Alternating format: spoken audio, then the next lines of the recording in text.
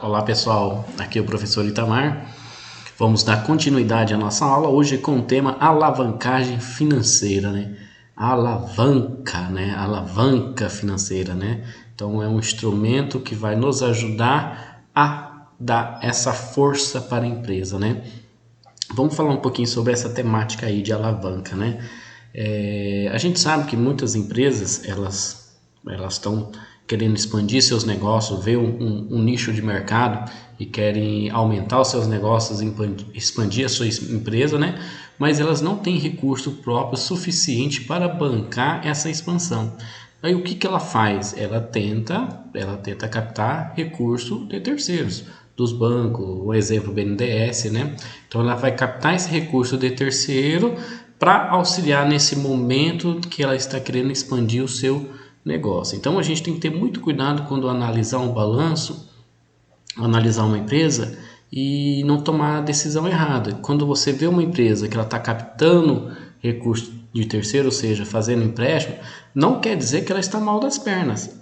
Ela pode estar utilizando um recurso que ela não dispõe no momento para a ampliação do seu negócio. Isso vai fazer com que a empresa ela dê um up, ela aumente os seus negócios e aumente os seus lucros, né? Para saber se esse negócio, se esse aumento da expansão da empresa é viável ou não, a gente tem que medir se o custo dessa aquisição de capital de terceiro, esse custo não é tão oneroso que não vai gerar lucro para a empresa, tá? Então a gente tem que medir isso através do grau de alavancagem financeira, tá?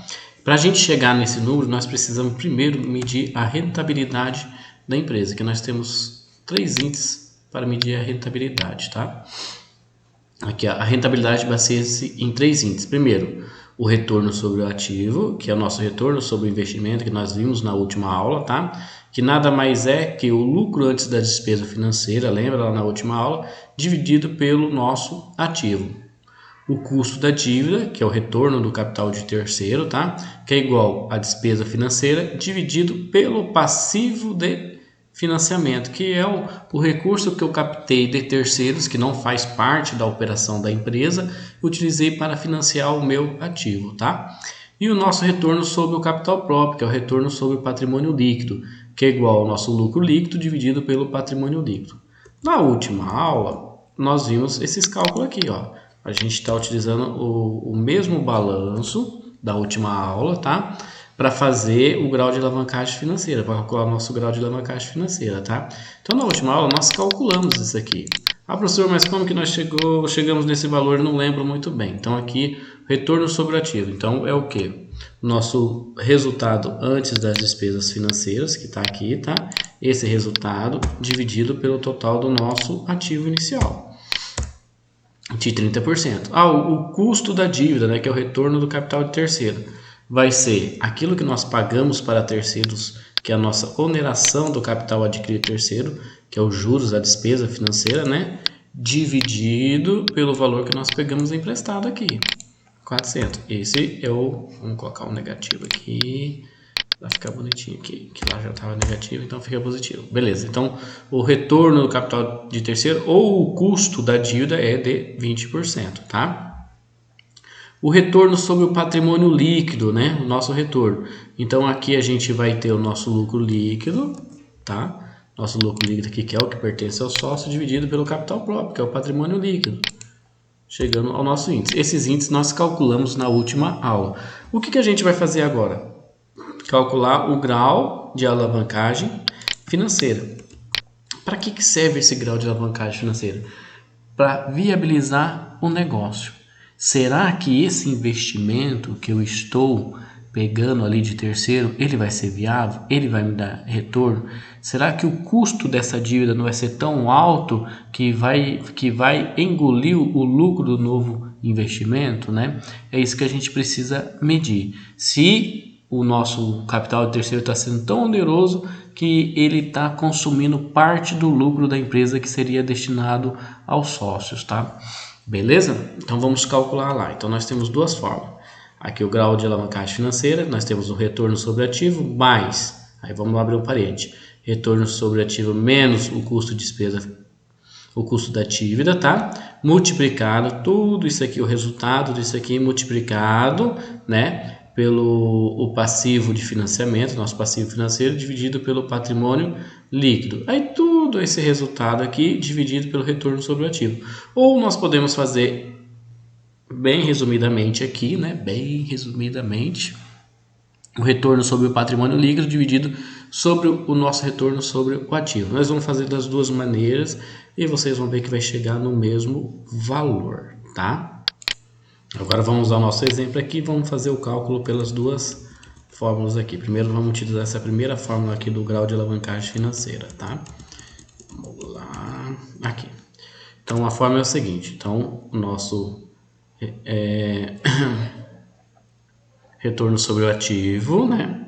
Então vamos pegar aqui nosso retorno sobre o ativo, mais o retorno aqui sobre o ativo, menos o custo da dívida, né? Multiplicado pelos nossos empréstimos aqui, que é o nosso passivo oneroso, tá? Aqui, que é o nosso passivo financeiro, dividido pelo patrimônio líquido, tá? Tudo isso aqui, vamos fazer a fórmula aqui bonitinha para ser o resultado correto.